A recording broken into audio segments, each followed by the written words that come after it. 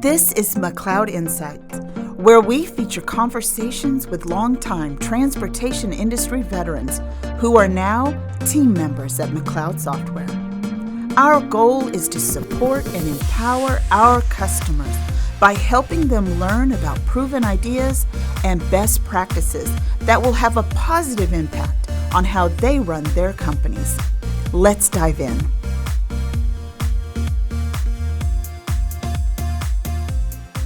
Hello, everyone, and thank you for joining us today.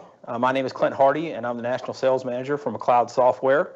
Today, I'd like to welcome Alex to our podcast so he can talk to us a little bit about the operational study that he did with ATRI. Hi, Alex. Hey there. Good to be joining you.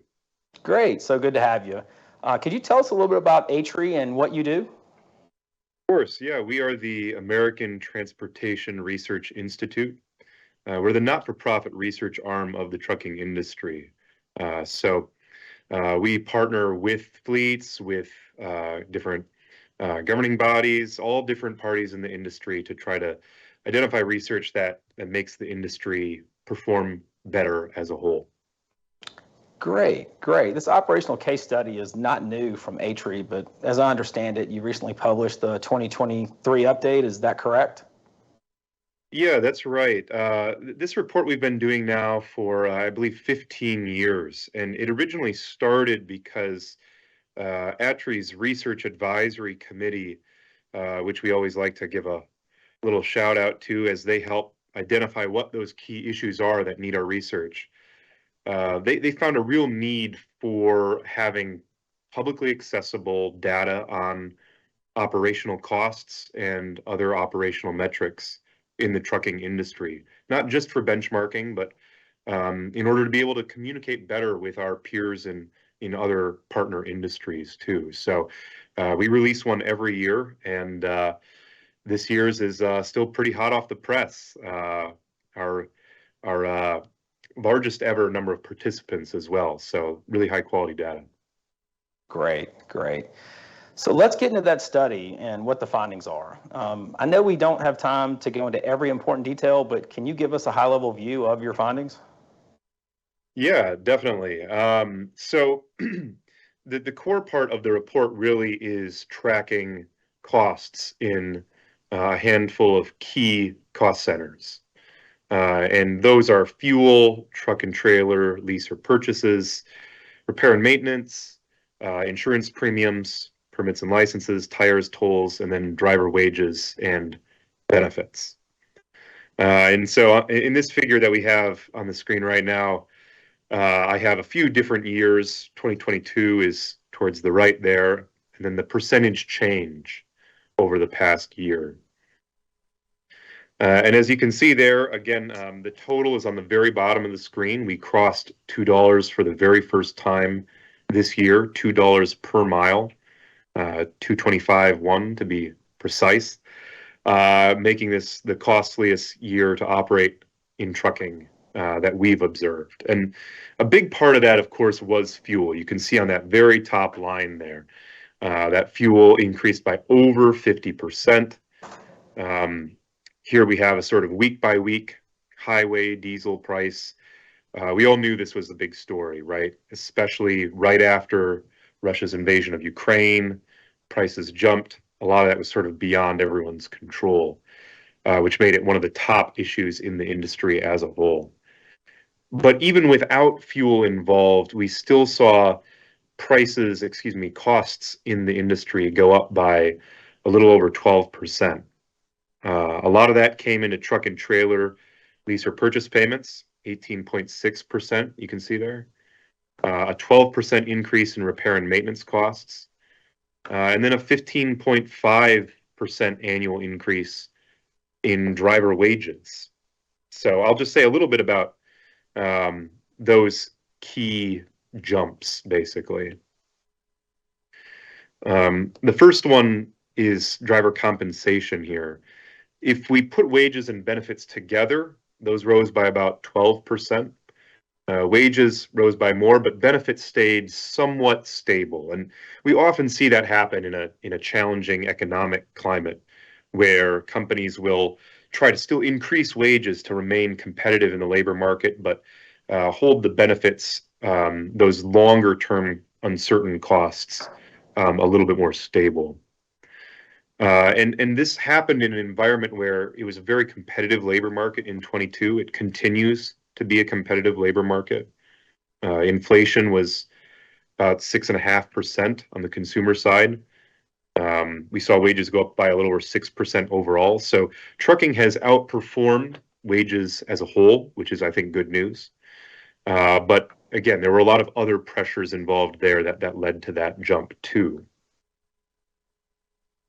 One of the really big stories of the last several years has been this equipment cycle coming out of the pandemic. Truck and trailer payment costs spiked this year by, again, about 18.6%.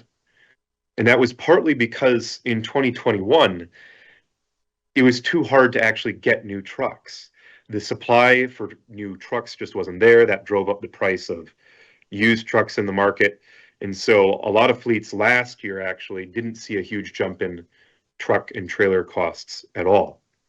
That caught up to us this year now that availability improved. A lot of fleets had aging equipment and needed to go out and replace that. I will point out here too that you can see that on this figure, we've got costs per mile divided by fleet size. And we see in most years that 26 to 100 truck fleet size is often one of the most challenging to operate in based on high costs. They don't quite have the large economies of scale of those very big fleets, but they don't have the kind of nimbleness that the very small fleets have. A lot of owner-operators have simply put off buying new trucks. The market's bad, so they're just going to keep with what they've got. They're going to wait. But if you're running, 40 trucks, you don't have quite that level of cost flexibility. Repair and maintenance costs went up by about 12% this year, and that's a lot, but it's still lower, at least, than what they went up in 2021. And that's partly because fleets were able to go out and get those new trucks finally and improve their average truck age in their fleets. So this is one cost center that we're watching right now. It's continued to come down according to some early indicators in 2023. But again, you can see that smaller fleets tend to pay more in their repair and maintenance. And that's partly because they don't have in-house shops for maintenance. We like to highlight insurance premiums and out-of-pocket costs as well. This is one area where, again, larger fleets have lower costs when it comes to their per mile premiums for auto liability. But some of that is because larger fleets have other techniques for relying less on heavy insurance policies. That could be self-insured retentions and other techniques. So they tend to have higher out-of-pocket costs that partly compensate for the difference in premium costs. At the same time that we saw costs really going up, again, at a sort of very striking record level, we did see that fleets continued to improve some key efficiencies even as the market softened over 2022. That included improvement in annualized driver turnover rates, which is a huge area for potential cost savings in addition to keeping talent in the company. We saw miles per gallon improve again. We saw average dwell time improve again. Wasting less time during the day per stop is always a goal. And then we saw improvement in several equipment ratios, like drivers to truck ratios, which, again, if you've got way more trucks than you have drivers, that's assets that are not generating revenue. So ideally, you want those to balance out in that ratio. And then finally, I'll just end with the sort of big picture revenue and operating margin here. Even though 2022 became a challenging year, we saw, again, costs go up while rates were going down. we still saw that most sectors of the industry were able to perform pretty well. The lowest operating margin we saw on average was in the refrigerated sector, which has continued to have a challenging year in 2023.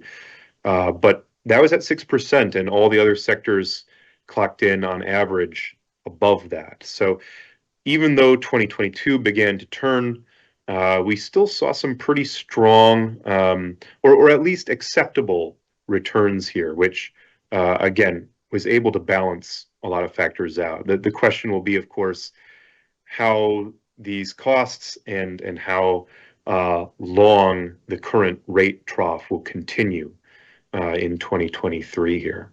Great. That's fantastic information. Alex, when you talked about improved efficiencies that were observed, the good news was clear. That's as an industry driver turnover is down, MPG is on the rise due to more new equipment being in the mix for carriers. But I think one of the improvements that needs to get a whole lot better for carriers is the dwell time. A 9-minute improvement is good, but that's only something like 8%. That sort of indicates to me that detention is still really difficult and a challenge in our industry. Would you agree?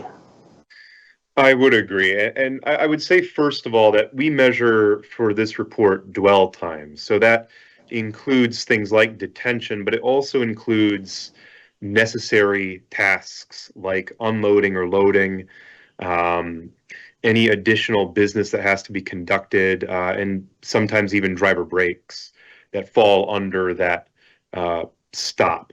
So you're never going to see that figure, in other words, come down to zero. That's just the first sort of broad caveat that I would make. But yes, it is still an issue that needs addressing, and it's actually one of our next year's research priorities here at ATRI to do a more precise job of quantifying what that looks like. Great. I can't wait to take a look at that research when it's ready. One thing I took away from reading the report is that larger fleets, like those with 1,000 trucks or more, really did a better job on the detention and dwell measurements. Do you believe that's just because they're better at managing detention, or are there other factors there? Yeah, there's a few factors. Larger fleets have more leverage. They're also able to sometimes build better policies for enforcing costs and repayment during dwell time. So building contracts that allow for compensation to the fleet and to the driver when shippers end up detaining them for longer than appropriate. So larger fleets tend to just have a little bit more movement in that area, and it does vary by sector as well. A lot of or at least a disproportionate number of small fleets are involved in specialized operations. In some of those specialized, oversized, overweights, flatbeds, they're going to have longer per stop dwell times if they're involved in additional loading and unloading responsibilities. So that is a natural part of why smaller fleets also sometimes have higher average dwell times. Regarding equipment utilization, that seems to be a big factor in how well companies and segments do in terms of their operating margins.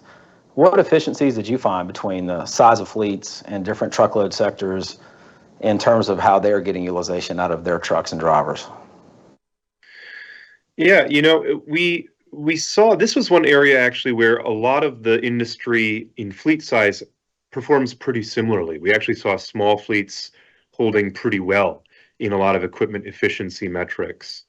One area where we see differences is, of course, by sector. And again, that is partly just due to the nature of each sector. So, having more trailers per truck can be a real asset in the truckload industry.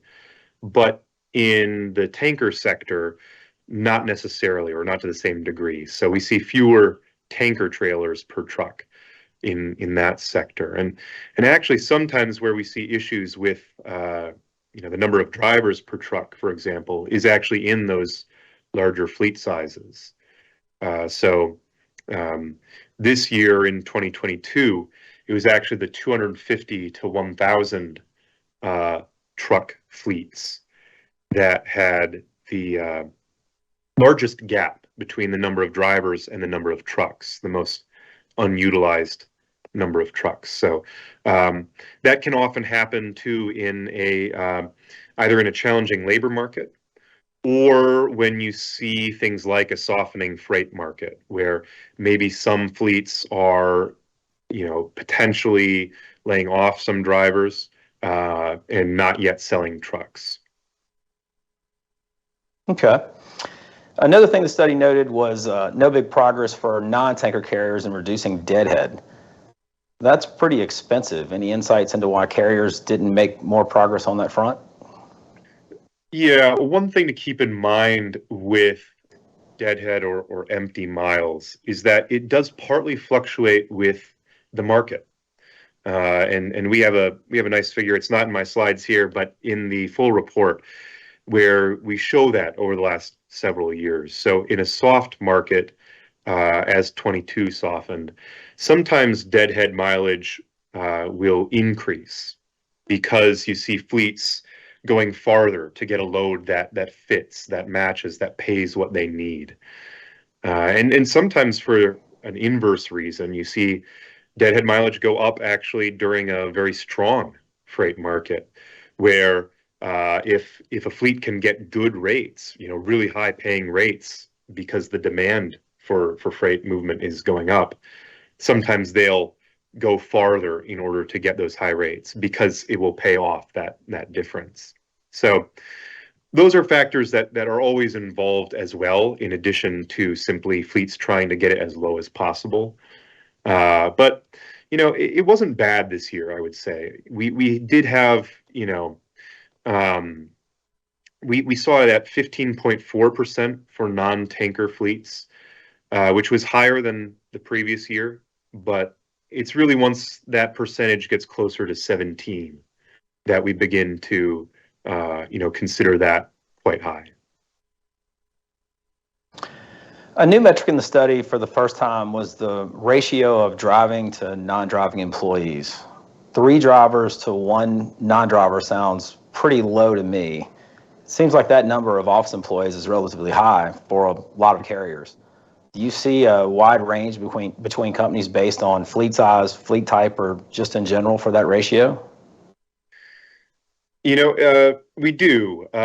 So LTL carriers, unsurprisingly, have the closest to a 1-to-1 ratio there. They tend to have a lot of non-driving employees in order for that business model to function.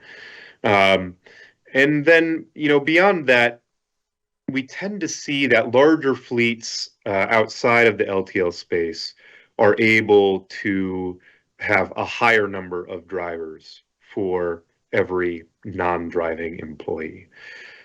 That said, this is also partly a company culture factor here.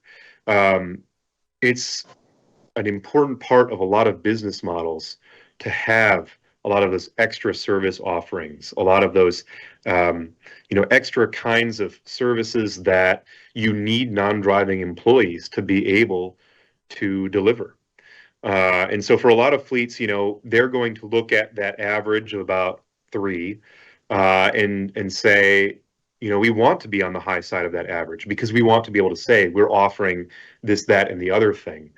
Other kinds of fleets, again, depending on the business model, they're going to want to be on that lower end of the percentage. But in general, I would say this is, again, the first year we've tracked this specific metric.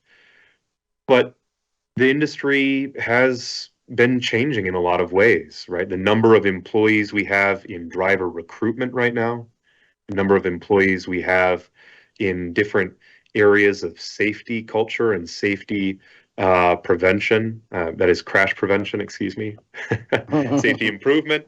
Those numbers are increasing. It's part of a changing approach to a number of different issues in the industry. And so, again, that is, it seems high compared to, previous moments in the history of the industry, but it is a fairly consistent metric we find across a lot of fleets.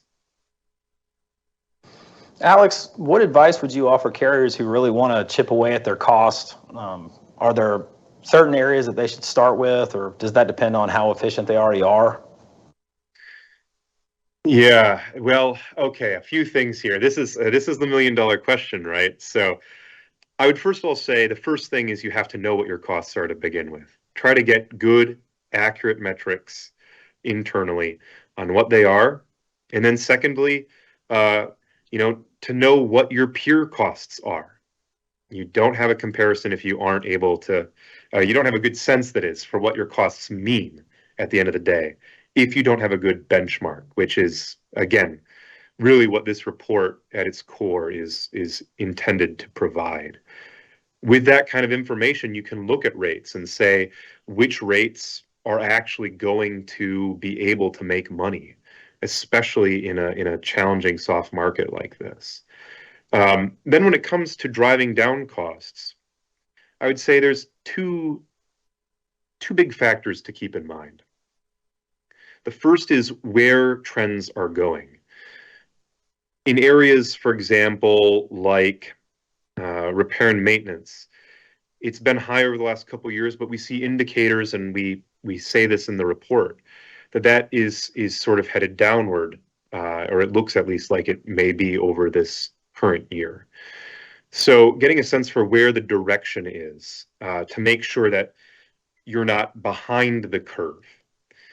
Another factor is to understand what your business model is, and to identify where you want to maybe spend more in order to maybe spend less somewhere else. So a great example of this, for example, is insurance premiums and out-of-pocket costs. A more expensive insurance policy is going to cost you more per mile in premiums, but it may save you in money per mile in out-of-pocket costs. That exact breakdown, that exact balance is going to depend on the kind of priorities and the kind of culture at each specific fleet, essentially. And we see similar balances in things like purchasing trucks versus repair and maintenance. Spending more on repair and maintenance, you can run those trucks for longer. Buying trucks more often, you can save on repair and maintenance potentially. So understanding the relationship between those costs and where maybe each fleet is willing to pay more than the average. Maybe we want to pay more than average on driver benefits. And maybe that means other costs shift differently, or other efficiencies maybe shift differently. A higher expense in benefits, for example, may put your turnover percentage down, which ultimately will save money. But again, it's just when you're saving that money and where it shows up. And a lot of that does come down to what the business model is for each fleet.